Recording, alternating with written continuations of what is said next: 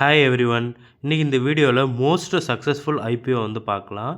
So Mazagon talk ஷிப்பில்டர் வந்து பார்த்திங்கன்னா defence செக்டாரில் இருக்குது. இது 19% தான் லிஸ்ட் ஆச்சு.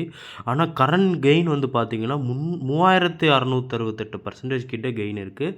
ஆர்விஎன்எல் வந்து பார்த்திங்கன்னா ஃப்ளாட்டாக லிஸ்ட்டாக இருந்திருக்கு. கரண்ட் கெயினோட வந்து பார்த்திங்கன்னா மொத்தமாக 1831% வந்து கெயின் கொடுத்துருக்கு. பாலிகேப் வந்து பார்த்திங்கன்னா லிஸ்ட் ஆனது 21% தான்.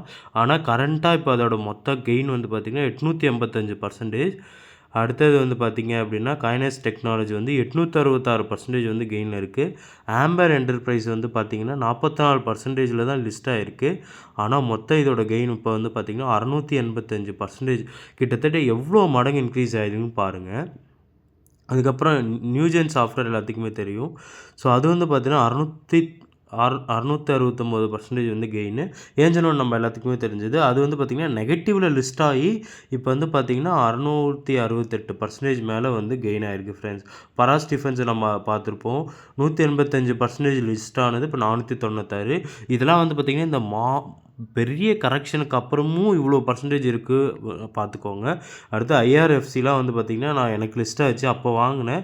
நெகட்டிவ்லேயே தான் ஒரு வருஷம் வச்சுருந்தேன். பார்த்திங்கன்னா 400% கிட்ட வந்து ரிட்டர்ன் கொடுத்துருக்கு ஃப்ரெண்ட்ஸ். ஸோ இது வந்து பார்த்திங்கன்னா இதுக்கு மேலேயும் கூட கொடுத்துருந்துருக்கும். ஸோ இதுதான் பவர் ஆஃப் வந்து compounding and long term investment பண்ணால் நல்ல லாபம் வந்து கிடைக்கும் ஃப்ரெண்ட்ஸ். Thank you so much. இந்த வீடியோவை மறக்காமல் வந்து லைக் பண்ணிவிடுங்க.